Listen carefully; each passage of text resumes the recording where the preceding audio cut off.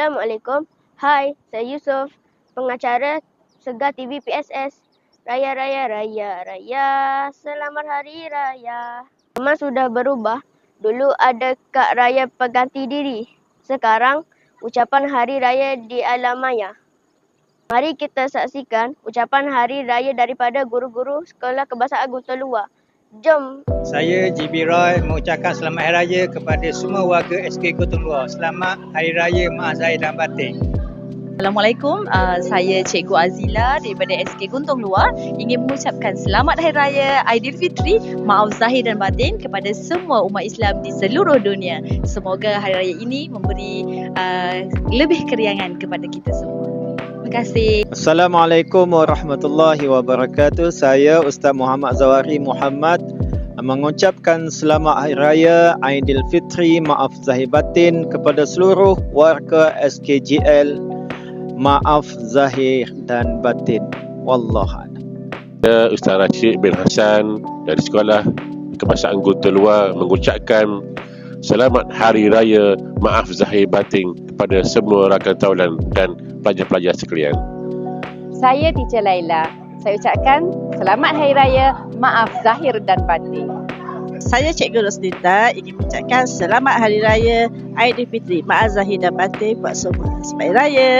Saya Cikgu Malina mengucapkan selamat Hari Raya Aidilfitri, maaf zahir dan batin kepada seluruh warga SK Guntur Luar. Saya Cikgu Tuan Mariam binti Tuan Ahmad mengucapkan selamat Hari Raya Maaf Zahir dan Batin. Saya Cikgu Narbaya binti Abdullah dari Sekolah Guntur Luar Setiu mengucapkan selamat Hari Raya. Saya Cikgu Wazia dari SK Guntur Luar ingin mengucapkan selamat Hari Raya Aidilfitri, maaf zahir dan batin. Assalamualaikum, saya Cikgu Azmi ingin mengucapkan selamat Hari Raya Aidilfitri kepada semua yang mengenali diri saya. Selamat Hari Raya Maaf Zahir dan Batin. Assalamualaikum, saya Cikgu Fiza ingin mengucapkan selamat Hari Raya Maaf Zahir dan Batin kepada semua. Okey, nak balik kampung dah, bye. Saya Azizah mengucapkan selamat Hari Raya Aidilfitri Maaf Zahir dan Batin. Saya Rasidah ingin mengucapkan selamat Hari Raya Maaf Zahir dan Batin semua warga SK Guntur Luar. Selamat Hari Raya semua. Saya Mazia dari Prasekolah ingin mengucapkan selamat Hari Raya Aidilfitri, maaf zahir batin kepada seluruh warga SKGL.